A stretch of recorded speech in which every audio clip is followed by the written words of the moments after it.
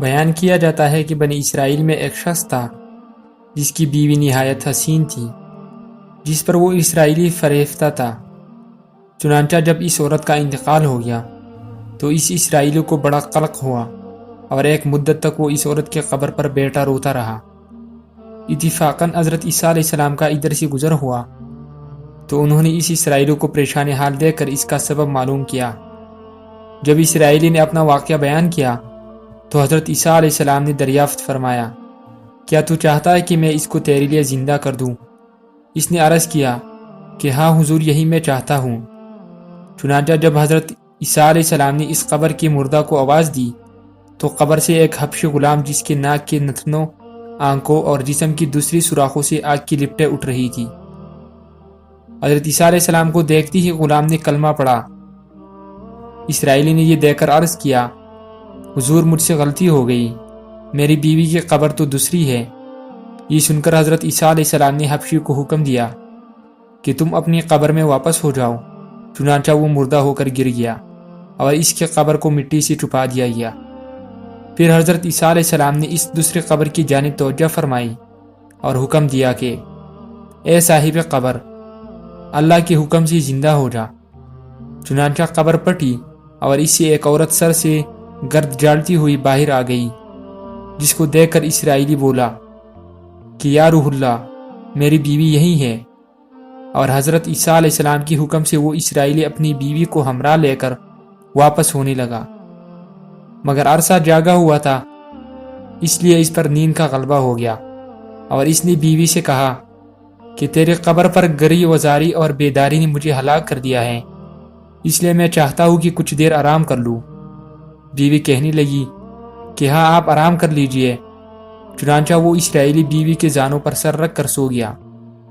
اتنے میں ایک گھوڑے پر سوار ایک شہزادے کا ادھر سے گزر ہوا جو اپنے زمانے کا یکتا حسین تھا، جس کو دیکھ کر شہزادی از خود فریفتہ ہو گئی اور اس کا دل قابو میں نہ رہا۔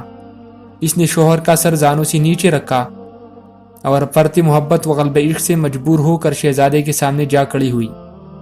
ادھر جیسی ہی شہزادے کی نظر اس پر پڑی، وہ بھی اس کو دیکھ کر اس پر فریفتہ ہو گیا اور عورت کی خواہش پر اس کو اپنے گھوڑے پر بٹھا کر لے گیا۔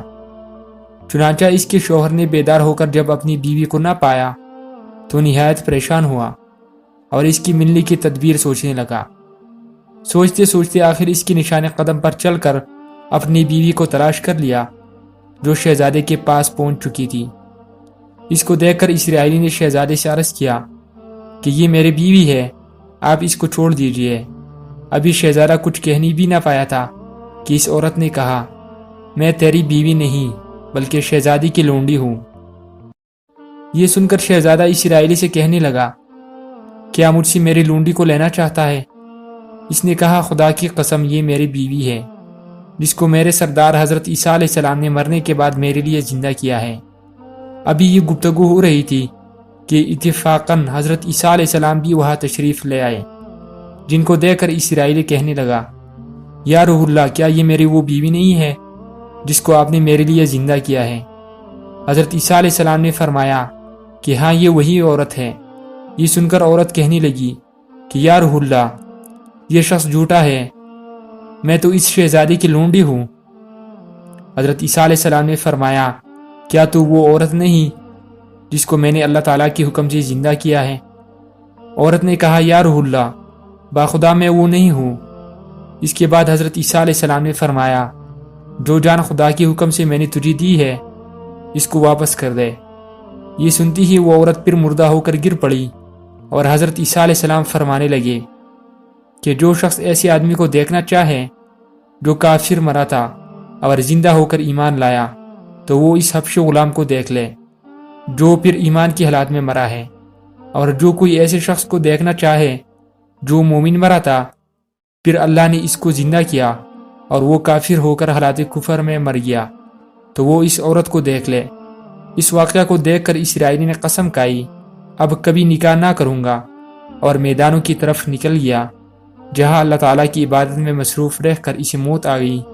اللہ تعالیٰ اس پر رحم فرمائے۔